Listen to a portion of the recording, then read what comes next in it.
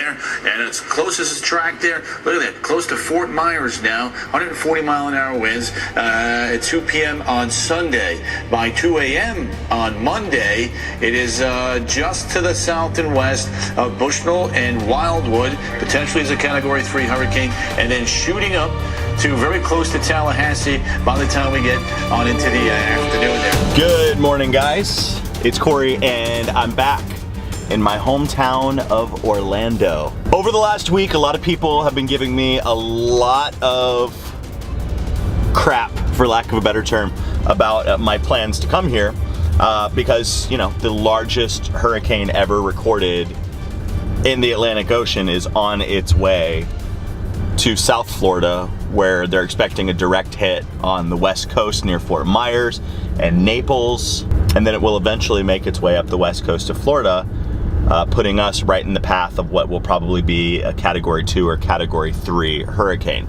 Now, to the rest of the world, especially my friends in California, that is a really big deal. You know, we don't get hurricanes in California, right? The only thing I can say to explain myself is that I'm from Orlando. I grew up here. I have been through many hurricanes, and I wanted to be here. I wanted to be here with my friends and family. You know, there's lots of talk about evacuating, getting out, getting your kids and getting out. Not so much in Central Florida, but in coastal Florida. But there's another way of thinking, that is, if you are young-ish, right, and able and willing to ride out the storm and then be here after it, you might be of use. You might be able to help somebody. And that's one of the reasons why I'm here. Reason number two why I'm in Florida right now is because I'm a vlogger. I have a theme park podcast. I cover the theme parks, not for a living yet, but I cover the theme parks. It's kind of what I do.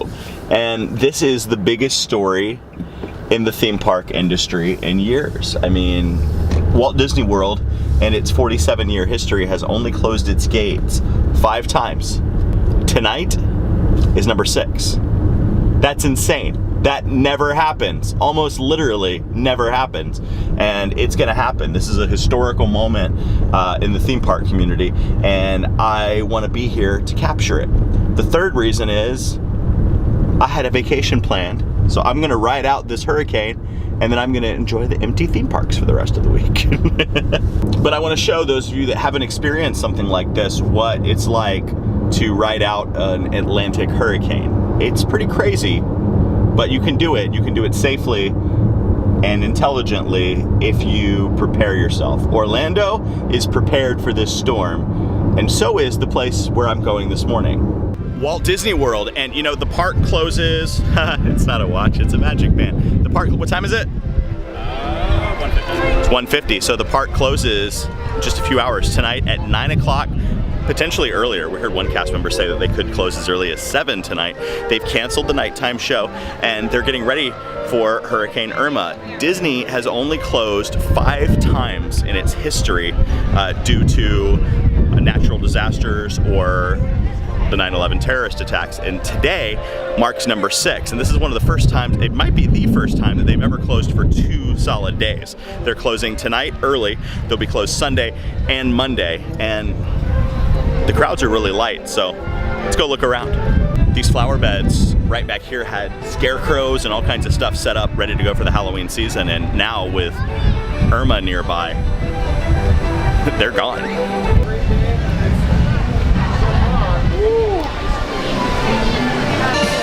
Even with a hurricane barreling towards Walt Disney World, it's always time for a parade.